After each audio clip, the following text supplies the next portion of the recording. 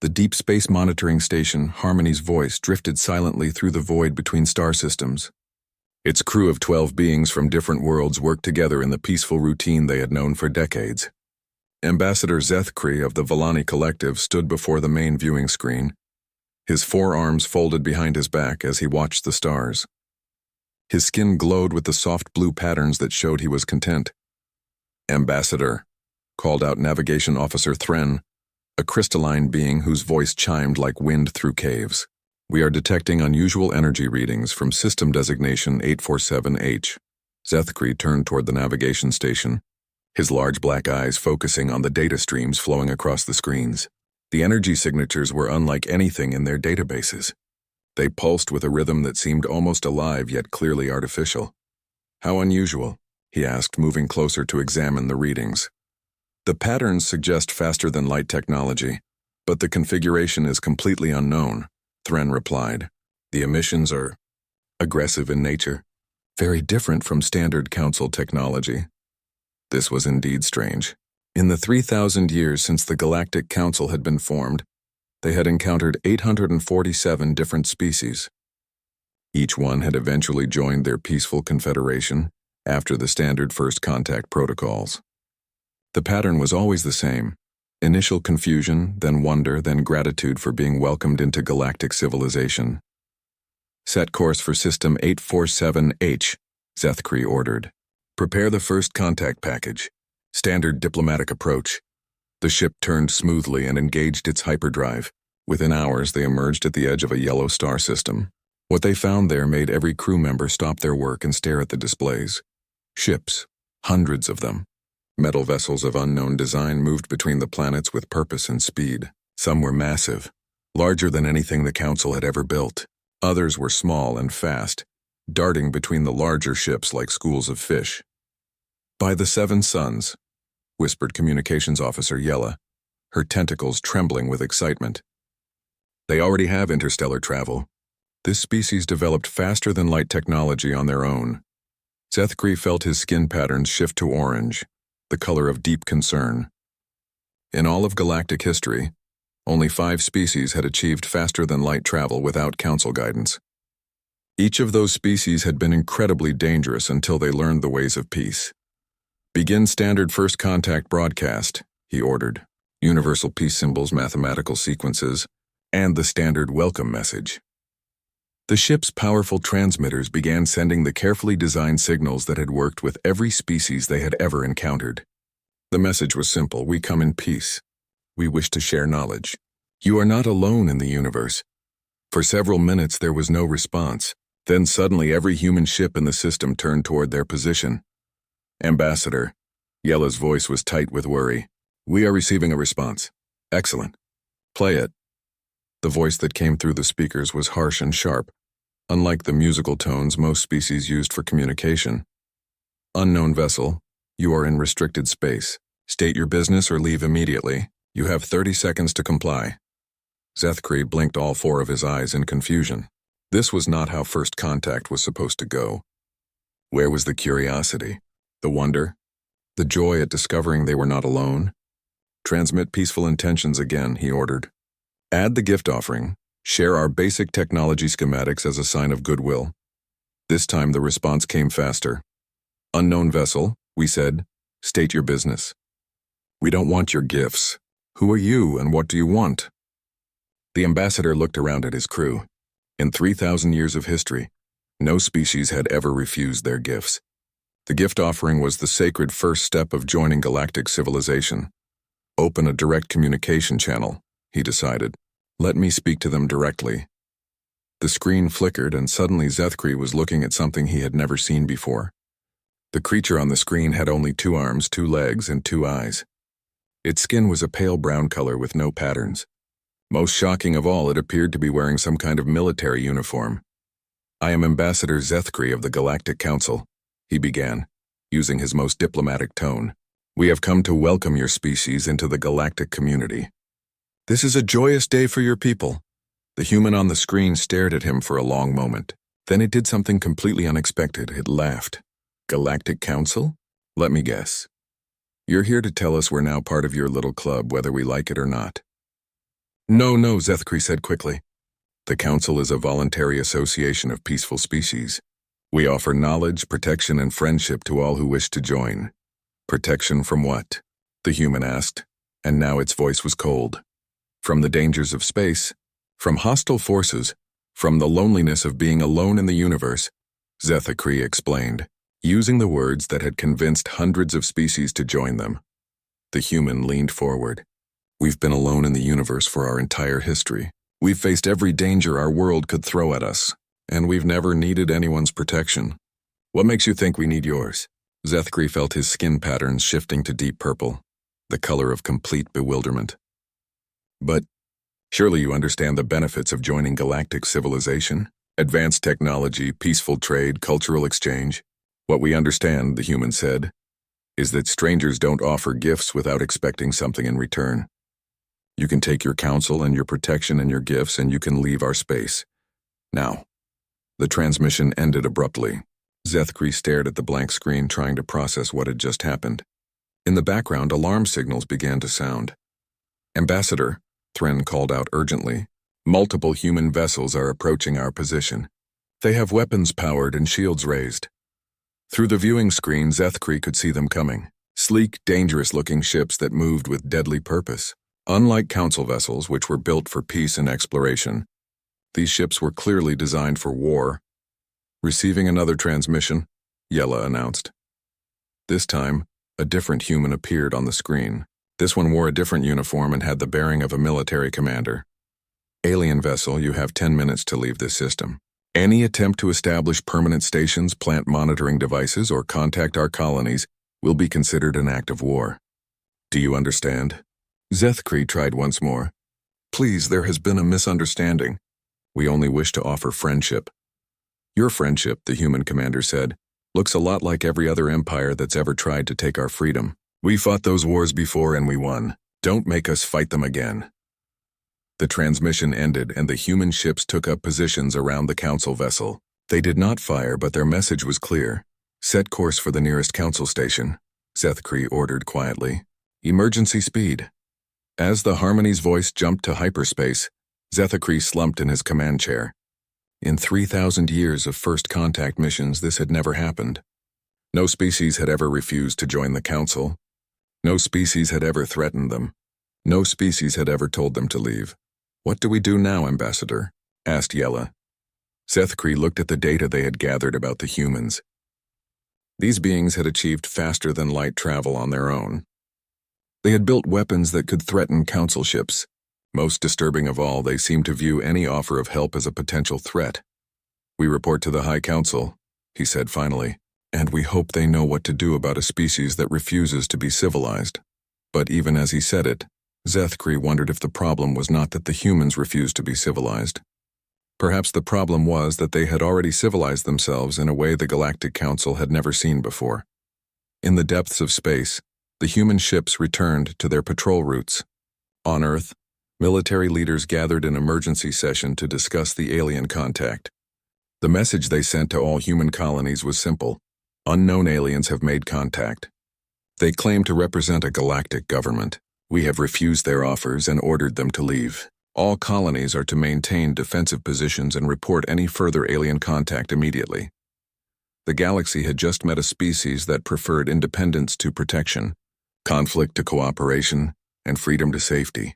For the first time in thousands of years, the Galactic Council faced a problem they did not know how to solve. The humans, meanwhile, began preparing for what they assumed would be the next phase of contact: war. 3 weeks after the first failed contact, the Galactic Council's most skilled diplomats gathered on the massive space station, Peaceful Unity. The station hung in the void between galaxies, its gleaming towers and gardens a symbol of the harmony that had reigned for millennia. High Counselor Vexnari, an ancient being whose crystalline body contained the wisdom of 10,000 years, presided over the emergency session. Representatives from dozens of species filled the great chamber, their various forms creating a rainbow of colors and shapes. The situation with species 847H grows more concerning, Vexnari announced, his voice resonating through the chamber like singing crystal. They have rejected 3 more diplomatic missions. Ambassador Zethkri stood to address the assembly. His skin patterns had remained a worried orange ever since returning from human space. Honored counselors, these humans are unlike any species we have encountered. They view our offers of friendship as attempts at conquest. Perhaps we approached them incorrectly, suggested Counselor Miratel, a graceful being whose flowing movements resembled water. What if we offered them technological gifts? Surely they would see the benefit of our advanced systems. We tried that, Zethakri replied. They demanded to know why we were offering gifts and what we expected in return. When we explained that joining the council brings mutual benefit, they accused us of attempting to bribe them. Murmurs of confusion rippled through the assembly. The concept of refusing technological advancement was alien to every species present. What about cultural exchange? Proposed Counselor Thakmore, whose multiple heads allowed him to consider several thoughts at once. We could send them art, music, literature from across the galaxy. We transmitted some of our finest cultural works, Zethkri said. They responded by asking why we thought they needed our entertainment and what we were trying to distract them from. The chamber fell silent. For species that had spent thousands of years sharing knowledge and culture freely, the human response was incomprehensible. High Counselor Vexenari's inner light dimmed with concern. Perhaps they fear we are technologically superior and want to establish equality first. We could offer to learn from them as well. We tried that approach last week, Zethkri continued. We sent xenobiologist Dr. Salenthi to offer a scientific exchange. The humans demanded to know what information we wanted and why we needed it. When Dr. Salenthi explained we were simply curious about their biology, they declared the meeting over and accused us of conducting reconnaissance. Counselor Yevhai, a being of pure energy who communicated through controlled light patterns, flickered with agitation. In 3,000 years, no species has ever misunderstood our intentions so completely. What are we missing? The answer came from an unexpected source. Dr. Sarah Chen, Earth's lead xenobiologist, had agreed to a single communication session after weeks of human military leaders debating whether any contact should be allowed at all. Her image appeared on the great screen, transmitted from a secure facility deep inside human space. The assembled council members studied her with fascination. She was only the second human they had ever seen. Dr. Chen, High Counselor Vexenari, began carefully. We are grateful you agreed to speak with us. We wish to understand why your people view our peaceful intentions with such suspicion. Dr. Chen looked directly at the camera, her expression serious. Because peaceful intentions from a vastly superior power are indistinguishable from threats when you've grown up in a universe where the strong prey on the weak. But we have never preyed on anyone, protested Counselor Miratel. We offer only friendship and mutual benefit. That's exactly what every empire in human history has said, Dr. Chen replied. The British Empire claimed they were civilizing the world. The Romans said they brought peace and order. Every conqueror in our history has justified their actions by claiming they were helping the people they conquered. The council members exchanged confused glances. These historical references meant nothing to them. Dr. Chen continued, You have to understand our perspective. You appear out of nowhere with technology far beyond ours. You claim to represent a galactic government that somehow includes nearly 1,000 species. You offer us gifts and membership in your organization. From our point of view, this looks exactly like every historical attempt at imperial expansion. But the benefits are real, Zethkri protested. Advanced medical technology, interstellar travel, cultural enrichment, all things we can develop ourselves, Dr. Chen interrupted. We've survived ice ages, plagues, world wars, and environmental disasters. We've gone from stone tools to faster-than-light travel in 10,000 years. Why should we believe we need your help now? High Counselor Vexenari tried a different approach. Dr. Chen, surely you can see that cooperation is better than isolation. Together we can achieve things that no single species could accomplish alone.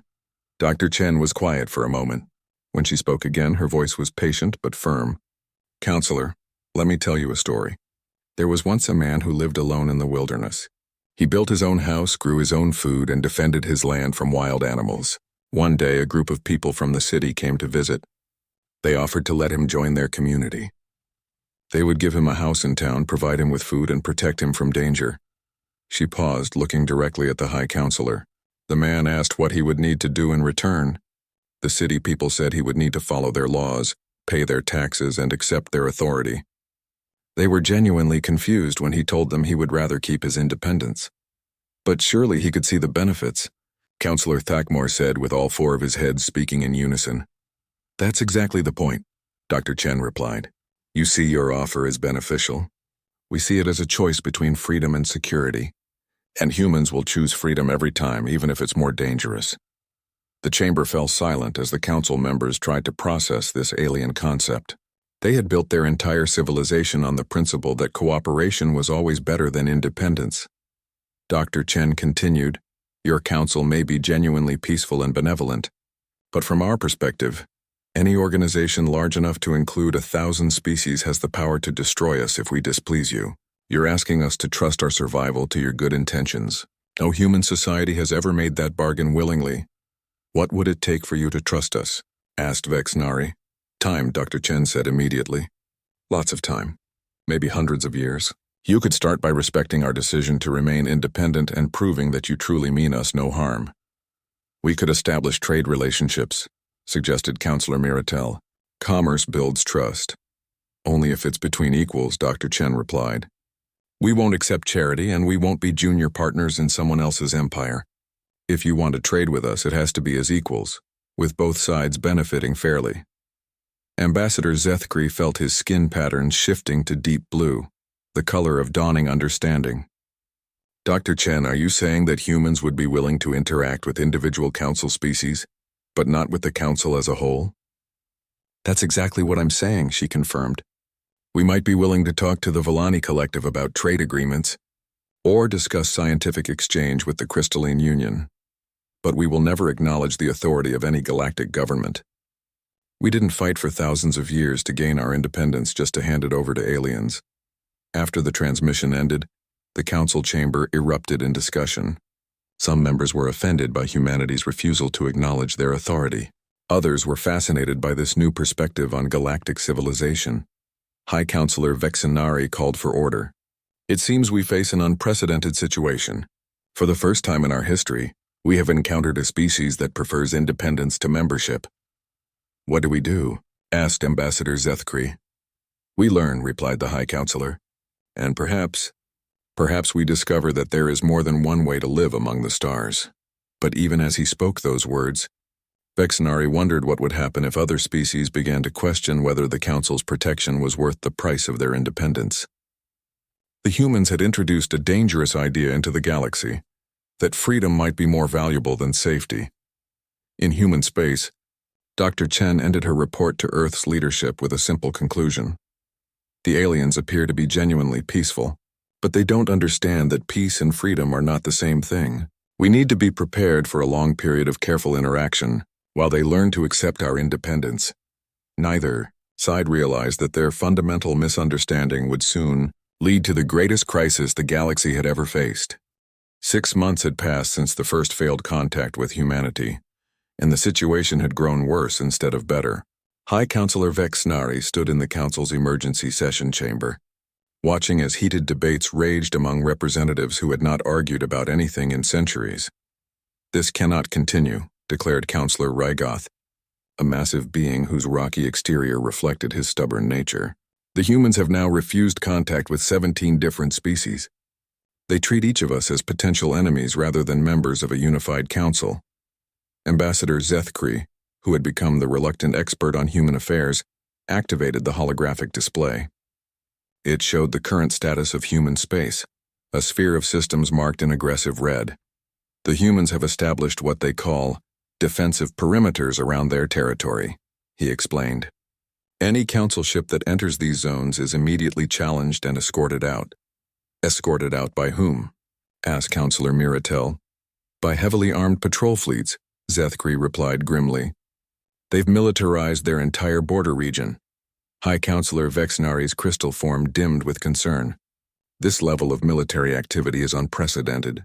In 3,000 years, no species has felt the need to defend themselves against the Council, because every other species was smart enough to accept our protection, growled Councillor Rygoth.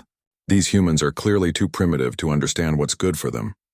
They're not primitive, Zethkri corrected. Their technology is advancing at an incredible rate. Our intelligence reports suggest they've improved their weapons and defensive systems significantly since first contact. The chamber buzzed with worried conversations. The idea of a species that grew more dangerous over time, rather than more peaceful, was terrifying to beings who had spent millennia in harmony. Dr. Yelenshi, the Council's chief scientist, projected her findings for all to see. The humans' technological development is unlike anything in our databases. Most species plateau after achieving faster-than-light travel. The humans are accelerating. The holographic displays showed human ship designs evolving month by month. What had started as crude but effective vessels were becoming sleek, deadly machines that incorporated ideas no Council species had ever considered. They're weaponizing everything, Dr. Yelenshi continued. Their cargo ships carry military-grade shields. Their scientific vessels mount heavy armaments. Even their civilian transports are built to survive combat. This is exactly why the Council exists, Councillor Thakmore stated with all four of his heads nodding in agreement. To prevent species from following this path of perpetual warfare, High Councillor Vexnari made a decision that would change galactic history. We must implement standard containment protocols. For the safety of the galaxy and the humans themselves, we need to establish a protective boundary around their space. A quarantine? Asked Ambassador Zethkri, his skin patterns shifting to alarmed purple. A protective barrier, Vexnari corrected. We'll position monitoring stations at key points around human space. No hostile forces will be allowed to threaten them, and they'll be prevented from expanding until they learn peaceful ways. The vote was unanimous. Every council member agreed that containing the humans was the safest option for everyone involved. They had used this approach before with difficult species, and it had always worked eventually. Within days, massive council stations began appearing at the edge of human space. Each station was a marvel of peaceful engineering, designed to monitor, protect, and gently guide the contained species toward civilization. The human response was immediate and explosive. Admiral Sarah Mackenzie, commander of the Human Defense Force, stood before the emergency session of Earth's unified government. Her uniform was crisp, her expression grim, and her words carried the weight of humanity's future. Ladies and gentlemen, the aliens have declared war on us, she announced without preamble. The chamber erupted in shocked voices. Prime Minister Chen raised his hand for silence. Admiral, explain your assessment. The aliens have constructed military installations at every exit point from our space, Mackenzie reported. These installations are armed with weapons we can't identify and shields we can't penetrate. They've effectively imprisoned us in our own territory. But they haven't attacked, pointed out Defense Minister Petrov. They don't need to attack, Mackenzie replied. They've cut us off from the rest of the galaxy. This is exactly what an advanced civilization would do if they wanted to control us without the messiness of direct conquest. Prime Minister Chen studied the tactical displays showing the alien stations. What are our options? Limited, Mackenzie admitted. We can't break through their barriers with current technology, but we can make sure they know we won't accept captivity. The decision was made quickly. If the aliens wanted to contain humanity, they would discover that humans didn't contain easily. Within hours, human fleets began dispersing throughout their territory. Fast scout ships launched toward the most distant human colonies, carrying orders that had been prepared months ago. Secret shipyards, hidden in asteroid fields and gas giant atmospheres, began working around the clock. The humans had learned an important lesson from their own history. When a superior force tried to contain you, the key to survival was making sure they couldn't find all of your assets. Ambassador Zethkri was reviewing peaceful containment protocols when the emergency alerts began sounding throughout the monitoring station. His skin patterns flashed to bright red. The color of crisis. What's happening? He demanded. Communications Officer Yella was working frantically at her station. Ambassador, we're detecting massive fleet movements throughout human space. Ships are scattering in all directions. Scattering? Are they fleeing? No, sir. They appear to be taking up strategic positions. We're tracking at least 300 vessels, but the numbers keep changing. Some ships are disappearing from our sensors entirely. Zethkri studied the displays with growing alarm. The humans weren't cowering behind their defenses as expected. Instead, they were spreading out like a virus, establishing positions throughout their territory that would be impossible to monitor completely. Sir, Yella continued. We're receiving a transmission from the human leadership. The image that appeared on screen was not Dr. Chen or any of the diplomats they had spoken with before. This was Admiral Mackenzie, and her message was delivered with military precision. To the aliens who have blockaded our space, she began. You have made a serious mistake. You seem to think that surrounding us will make us helpless. Let me explain something about human history that you clearly don't understand. She gestured to a holographic display behind her showing Earth's ancient past. Every time a superior force has tried to contain humanity, we've found ways to break free. The Romans couldn't hold back the barbarian tribes. The British couldn't control their colonies. The Nazis couldn't contain the resistance movements they created.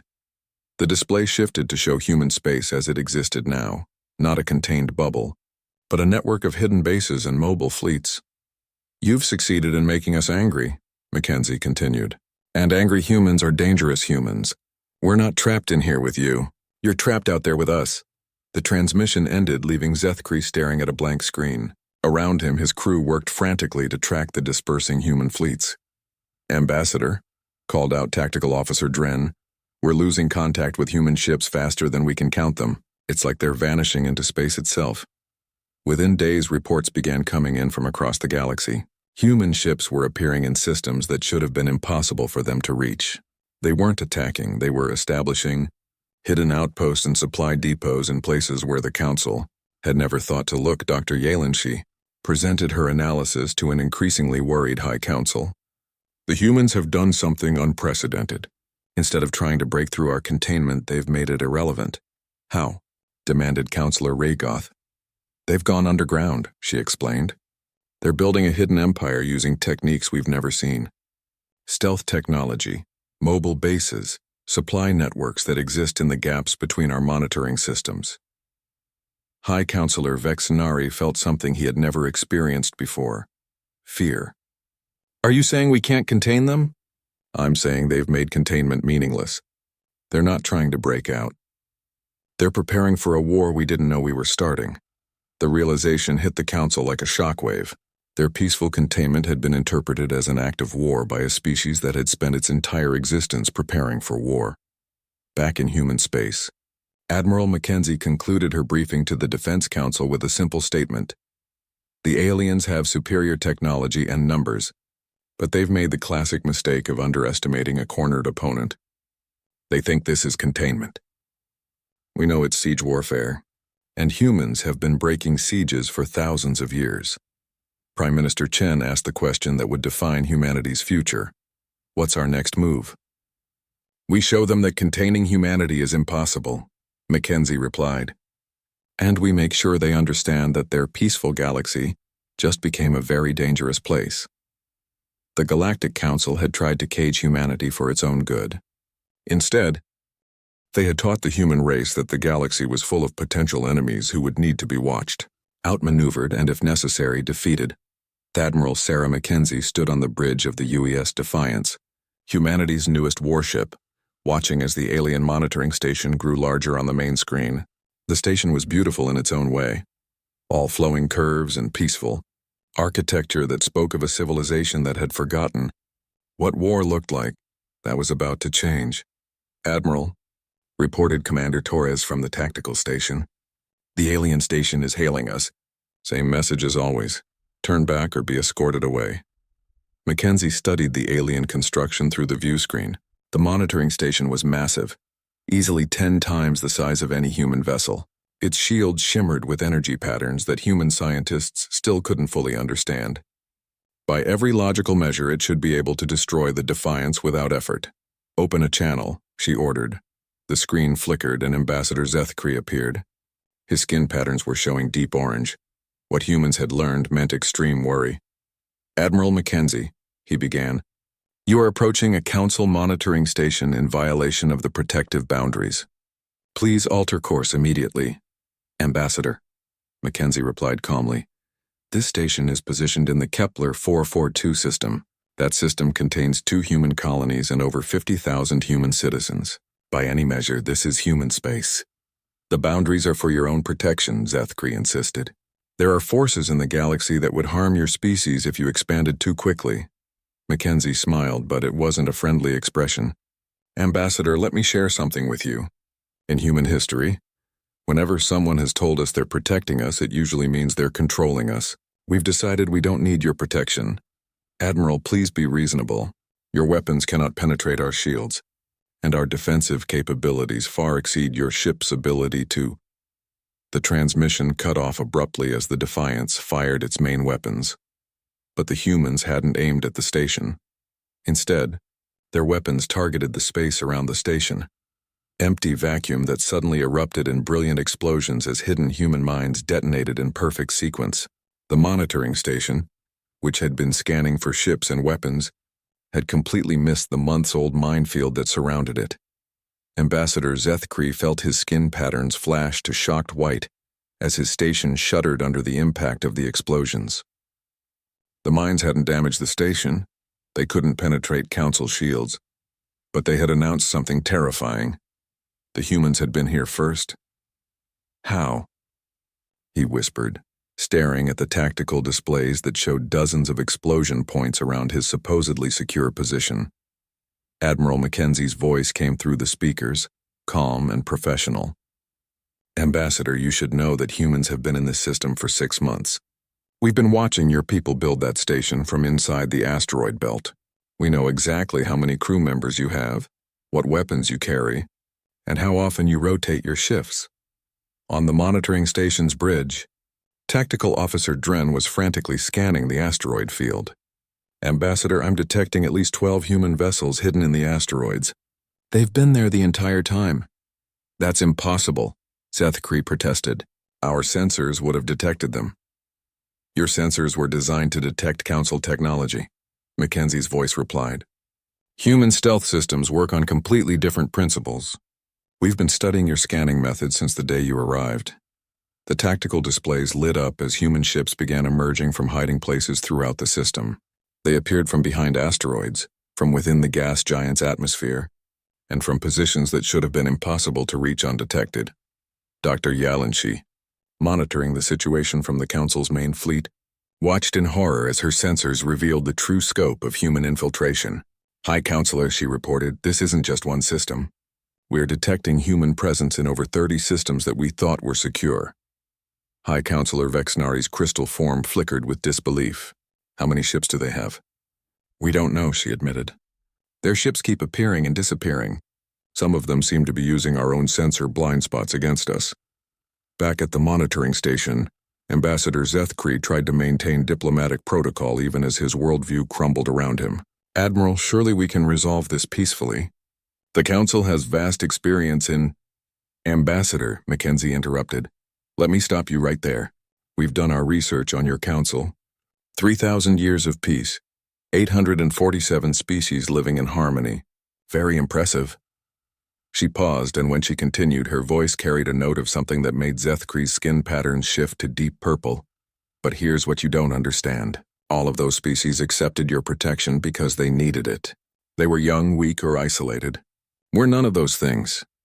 The main screen shifted to show footage that made every Council member who saw it freeze in terror. Human soldiers training in combat that looked nothing like the ritualized conflicts of civilized species. Human factories producing weapons designed for destruction rather than defense. Human cities built to survive bombardment from space.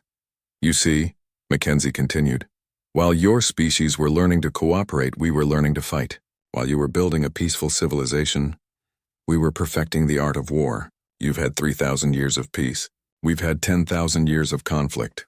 Commander Torres looked up from his station. Admiral, the alien station is powering up weapons. Mackenzie nodded. I was wondering when they'd try that. Shields up, all weapons ready. Ambassador Zethkri made the decision that would haunt him for the rest of his life. Power up defensive systems. Prepare to disable the human vessel. The monitoring station's weapons, designed to gently disable uncooperative ships, fired their stunning beams at the Defiance. The beams struck the human ship's shields and did nothing. Impossible, whispered Tactical Officer Dren. Our weapons should have overloaded their systems. Your weapons were designed to stop ships that use Council technology, Mackenzie explained patiently. Human shields work differently. We studied the weapons you used on aggressive species in your historical records and designed our defenses specifically to counter them. The Defiance returned fire, but not with the weapons the Council expected. Instead of energy beams or missile weapons, the human ship launched something that looked like a simple metal rod. The rod struck the monitoring station's shields and passed right through them. "Shield penetration," Dren shouted in panic. "How did they penetrate our shields?" "Kinetic impact weapon," Mackenzie replied over the communication channel. "A simple metal rod accelerated to a significant fraction of light speed. Your shields are designed to stop energy weapons and explosive devices. They're not designed to stop a chunk of metal moving fast enough to punch through anything." The rod struck the station's hull, and alarms began sounding throughout the structure. The damage was minimal. The rod was too small to seriously threaten such a massive station. But the psychological impact was devastating. For the first time in 3,000 years, a council installation had been successfully attacked. High Counselor Vexnari received the report with a sense of growing dread. "They penetrated our shields?" "Completely, sir," Dr. Yalenshi confirmed. "The humans have developed weapons specifically designed to counter our defensive systems. It's as if they studied our technology for the specific purpose of defeating it." "That's exactly what they did," admitted Ambassador Zethkri over the communication link. "Admiral Mackenzie has informed me that human scientists have been analyzing every piece of Council technology they could observe. They've spent months designing countermeasures. The High Counselor felt something that no Council leader had experienced in millennia: military defeat." "What are their demands?" Admiral Mackenzie's response was broadcast to the entire Council leadership. "We don't have demands. We have a simple message. Remove your monitoring stations from human space and acknowledge our right to exist as an independent species. If you do this, we'll leave you alone. If you don't—" She gestured to the tactical display showing human forces throughout the galaxy. "If you don't, you'll discover just how creative humans can be when it comes to making their neighbors regret hostile actions." The transmission ended, leaving the Council leadership in stunned silence. "They're not trying to conquer us," Vexnari realized. "They're not interested in destroying the Council or enslaving other species. They just want us to leave them alone. And they're willing to fight the entire galaxy to maintain their independence," added Dr. Yalenshi. For the first time in its history, the Galactic Council faced an enemy that was both powerful enough to threaten them and restrained enough to offer peace. The humans had demonstrated that they could penetrate Council defenses, outmaneuver Council fleets, and strike at Council installations, whenever they chose. But they had also demonstrated that they would stop fighting the moment the Council acknowledged their independence. It was a kind of warfare the Council had never encountered: violence in service of peace, aggression in defense of freedom. "What do we do?" asked Councillor Rygoth, his rocky exterior betraying none of. 1 year after the first shot was fired at a Council monitoring station, High Counselor Vexenari stood in his private chambers, staring out at the stars through the crystalline walls of peaceful unity. His inner light had dimmed considerably over the past months as reports continued to arrive from across the galaxy. The humans had kept their word. After the Council agreed to remove the monitoring stations from human space, not a single human vessel had attacked another Council installation. But the damage to the Galactic Order had already been done. Ambassador Zethkri entered the chamber, his skin patterns showing the deep blue of resignation. "High Counselor, we have another situation developing." "Which species this time?" Vexenari asked without turning around. "The Cathari Confederation. They've withdrawn from 3 Council joint operations and are demanding renegotiation of their membership terms. They cite the human precedent as justification for increased autonomy." Vexnari's light flickered with weary understanding. "How many does that make?" 17 species have now requested modifications to their Council agreements, Zethkri reported. "None have left entirely, but they're all demanding greater independence. The humans have shown them that Council membership doesn't have to mean Council authority." The High Counselor finally turned to face his ambassador. Over the past year, Zethkri had become something unprecedented in Council history: a specialist in managing non-cooperative species. "What about the humans themselves?" Vexenari asked. "Any progress on establishing formal relations?" "Actually, yes," Zethkri replied, and for the first time in months his skin patterns showed a hint of hopeful green. "Dr. Chen has agreed to meet with representatives from 6 individual Council species to discuss limited trade agreements." "Individual species? Not the Council as a whole?" The humans remain firm on that point. They'll deal with the Villani Collective as the Villani Collective, and with the Crystalline Union as the Crystalline Union. But they refuse to acknowledge any overarching authority. Vexenari considered this, and the species involved are willing to conduct independent negotiations? More than willing, Zethkri admitted. The Villani are particularly eager to trade for human metallurgy techniques. The humans have developed alloys that our scientists find fascinating. What do the humans want in return? Information, Zethkri said immediately. Not technology or weapons, but knowledge about galactic history, other species, and navigation data for unexplored regions. They're planning expansion, but they want to do it carefully. The High Counselor moved to his desk and activated the galactic display. The map showed Council space in its traditional peaceful blue, but now there were scattered patches of independent yellow where species had renegotiated their relationships with the Council. Are we losing control of the galaxy? He asked. No, Zethkri replied thoughtfully, but we're learning that control and cooperation are not the same thing. The humans have taught other species that they can be part of galactic civilization without surrendering their independence. A soft chime announced another visitor. Dr. Yalenshi entered, carrying data tablets that Vexenari had learned to associate with uncomfortable revelations about human activities. High Counselor, she began, I have the final analysis of human technological development over the past year.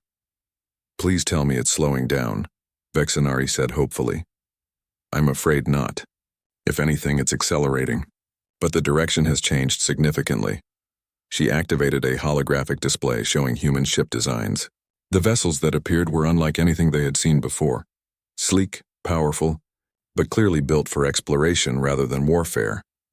The humans have begun what they call the Great Expansion, Dr. Yalenshi explained. They're sending colony ships to systems beyond Council space, not to challenge our authority, but to establish their own independent territories.